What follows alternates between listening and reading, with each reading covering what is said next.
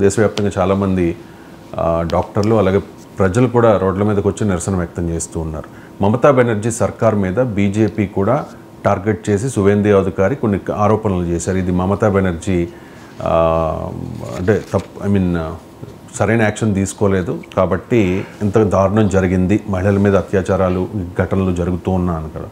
మమతా బెనర్జీ మీద చాలా ఆరోపణలు వస్తున్న నేపథ్యంలో ఆ సర్కార్ మీద ప్రధాని మోదీకి మమతా బెనర్జీ ఒక లేఖ రాశారు. సార్, మహిళలపై అత్యాచార ఘటనల్లో నిందితులకు కఠిన శిక్షలు విధించేలా చర్యలు చేపట్టండి అని చెప్పేసి ఆ లెటర్ కూడా ఒకసారి నేను చదువుతాను. Respected prime minister, I wish to bring to your kind attention. Central point అదే. లెటర్లో మొత్తం లెటర్ల వివరాల కన్నా ఎక్కువ సెంట్రల్ పాయింట్ ఏంటి, మహిళలపై అత్యాచారాలపైన చర్యలు తీసుకోండి ప్రధానమంత్రి అడిగారు, అంతే కదా. సో ఆ డిమాండ్ తప్ప ఏ డిమాండ్ ఉంటుంది? సో ఆమె ఏంటంటే ఆ రాజకీయ వ్యూహం, ఎందుకంటే లెటర్ రాయడమే కాదు కదా, ఆమె నిరసన కూడా తెలిపారు కదా, తన కార్యకర్తలతో వచ్చి కలకత్తా వీధుల్లో నిరసన కూడా తెలిపారు.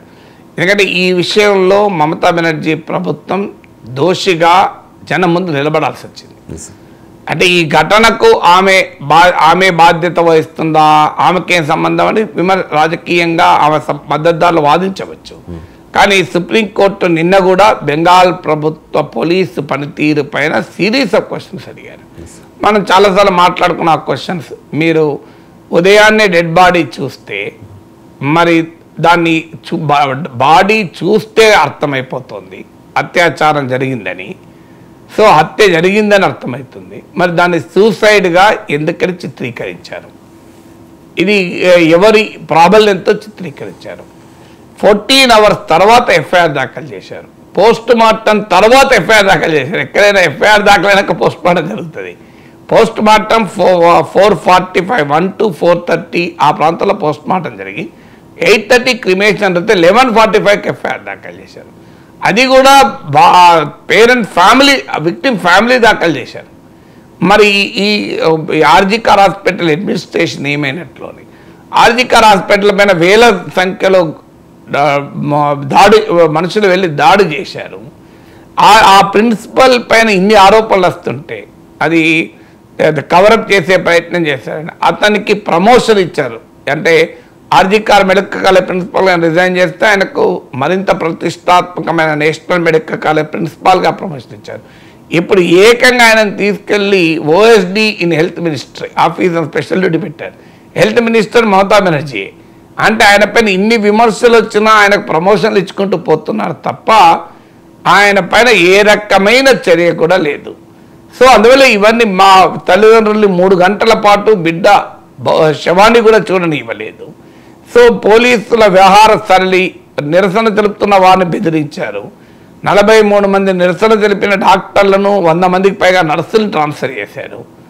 మీడియా పైన, సోషల్ మీడియా పైన తీవ్ర నిర్బంధం పెట్టారు. ఆఖరికి ఒక తృణమూల్ కాంగ్రెస్ ఎంపీ సుఖేందు శేఖర్ రాయ్ ఆయన పోలీస్ కమిషనర్ను కూడా విచారించాలి అన్నందుకు ఆయన పైన కూడా నోటీసులు ఇచ్చి పిలిపించారు. సో ఇవన్నీ మమతా బెనర్జీ ప్రభుత్వం క్లియర్గా ఈ వ్యవహారాన్నిలో ఎవరినో కాపాడే ప్రయత్నం, నిందితుడిని కాపాడే ప్రయత్నం చేస్తుందన్నది నిజం. ఇది పొలిటికల్గా ఎప్పుడైతే ఆమెకు సమస్యగా మారిందో counter political moves Mamata Banerjee చేయడం మొదలుపెట్టింది. అందులో భాగంగా ఆమె ఒక్క బెంగాల్లోనే జరుగుతున్నాయా, దేశమంతా అత్యాచార ఘటనలు జరగడం లేదా అనే వాదన లేవనెత్తుతూ ఆమె కూడా చూడు న్యాయం కావాలి అంటూ తానే రోడ్ల మీదకి వచ్చి నిరసన తెలపడం, ఇప్పుడు ప్రైమ్ మినిస్టర్కి లేఖ రాయడం కూడా మొదలుపెట్టింది. సో అది ఆమె రాజకీయ వ్యూహం. కానీ సమాజంలో కూడా ఒక ప్రశ్న మనం వేసుకోవాలి. సుప్రీంకోర్టు ఇంత అద్భుతంగా రియాక్ట్ అవుతుంది బెంగాల్ విషయంలో, కానీ మన న్యాయ వ్యవస్థలో ఎన్ని కేసులు పెండింగ్ ఉన్నాయి? కొన్ని వేల కేసులు, పాక్సో కేసులు కూడా పెండింగ్ ఉన్నాయి. సో వాటిని పరిష్కరించకుండా సత్వర న్యాయం ఎలా జరుగుతుంది? ఫాస్ట్ ట్రాక్ కోర్టులు ఉన్నాయి, ఫాస్ట్ ట్రాక్ కోర్టుల్లో కూడా కేసులు తేలడం లేదు. అది కూడా మనం ఇలాంటి ఒక ఇన్సిడెంట్ వచ్చినప్పుడు, ఒక పెద్ద ప్రజాగ్రహం వస్తే న్యాయ వ్యవస్థ, పోలీస్ వ్యవస్థ రియాక్ట్ అవుతుంది. మీరు ఉదాహరణ తీయండి, మహారాష్ట్రలో బదలాపూర్లో 2 స్కూల్ పిల్లల పైన అత్యాచారం జరిగింది. అందులో ఎఫ్ఐఆర్లో ఒకరిది రాశారు, ఇంకొకరిది రాయలేదు. సేమ్ గంటల తరబడి తల్లిదండ్రులు వెయిట్ చేయించారు. చివరకు హైకోర్టు, ముంబై హైకోర్టు మొట్టికాయలేసింది. ఏం ప్రజాగ్రహం వస్తేనే కేసులు పెడతారని, అక్కడ కూడా ఎఫ్ఐఆర్ దాఖలు చేయలే.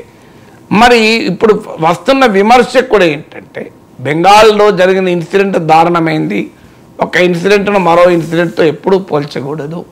మమతా బెనర్జీ ప్రభుత్వ వ్యవహార సరళి దుర్మార్గంగా ఉంది.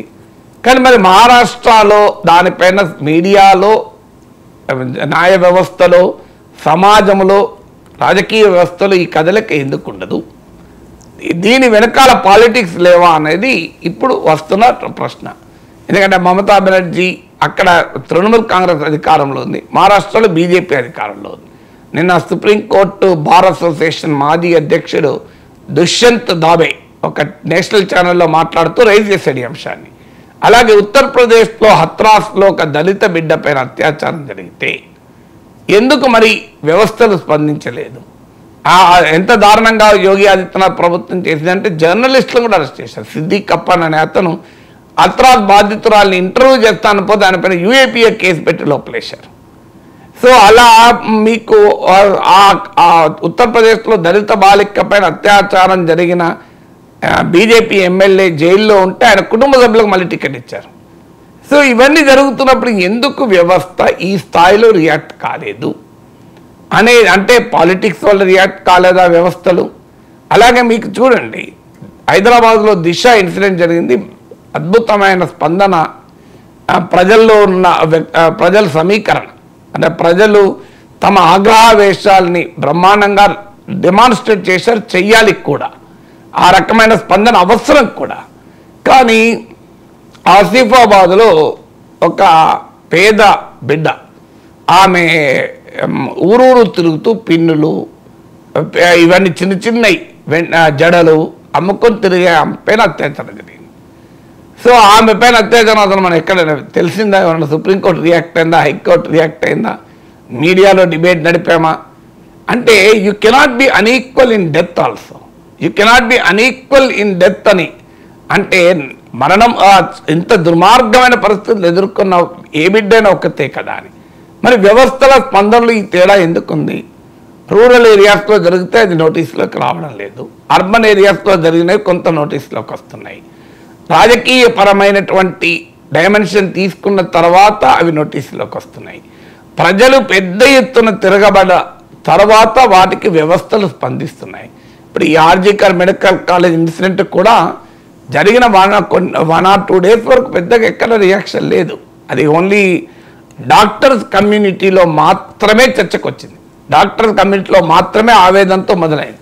తర్వాత అది పెద్ద ప్రజాగ్రహం వెల్లువగా వచ్చాక వ్యవస్థలన్నీ స్పందిస్తున్నాయి, లేకపోతే స్పందించడం లేదు. అదే ఇప్పుడు దళిత బిడ్డలపైన, గిరిజన బిడ్డ, ఆదివాసీ బిడ్డలపైన జరిగితే దాన్ని ఎవరు పట్టించుకున్న పాపాన పోవడం లేదు.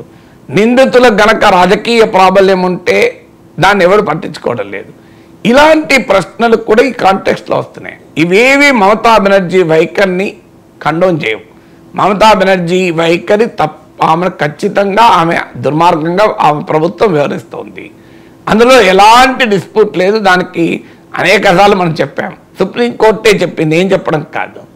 సో కానీ వ్యవస్థలో దీనికి ఎక్కడ పరిష్కారం వెతకాలి అంటే ఏదో ఒక ప్రజాగ్రహం వెల్లడైనప్పుడు, మహానగరాల్లో జరిగి మన దృష్టికి వచ్చినప్పుడు మాత్రమే రియాక్ట్ అవుతామా, లేకపోతే react comma? Cost, class, place, politics ఇవన్నీ కూడా మన రియాక్షన్లో, సమాజ స్పందనలో ఓ కీలక భూమిక పోషిస్తున్నాయి కదా. దీన్ని మార్చాలి వ్యవస్థాగతంగా అనే డిబేట్ నడుస్తుంది.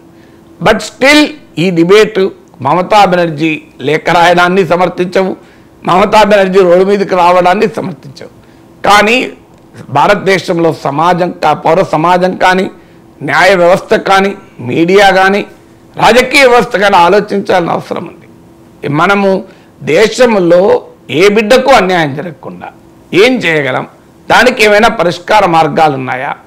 ఈ పొలిటికల్ కాంట్రవర్సీస్కే పరిమితమై అసలు ఇష్యూస్లోకి వెళ్ళకపోతే నష్టం జరుగుతుంది. What is the solution? దీనికి పరిష్కారం ఏంటి? ఈ సమస్యకు పరిష్కారంలో ఎవరి బాధ్యత ఏంటి? ఇప్పుడు న్యాయ వ్యవస్థ బాధ్యత సత్వరంగా తీర్పులు రావడం. సో ఇప్పుడు మమతా బెనర్జీ ఈ లేఖలో రాశారు 15 రోజుల్లో ఉరి తీయాలి. 15 రోజుల్లో ఉరి తీయడం కూడా కరెక్ట్ కాదు. అది 15 రోజులా, 3 రోజులా, నెల రోజులా అన్నది కాదు. సత్వర న్యాయం జరగాలి. దాని డేట్ లైన్లు పెట్టుకొని ఆ డేట్ లోపల ఎవరినో లేపేయం కదా. సో అందువల్ల స్పీడీ జస్టిస్ కావాలి, right to speedy justice, right to equal justice, సమాన న్యాయం కావాలి, సత్వర న్యాయం కావాలి అనే చర్చ మాత్రం జరగాలి.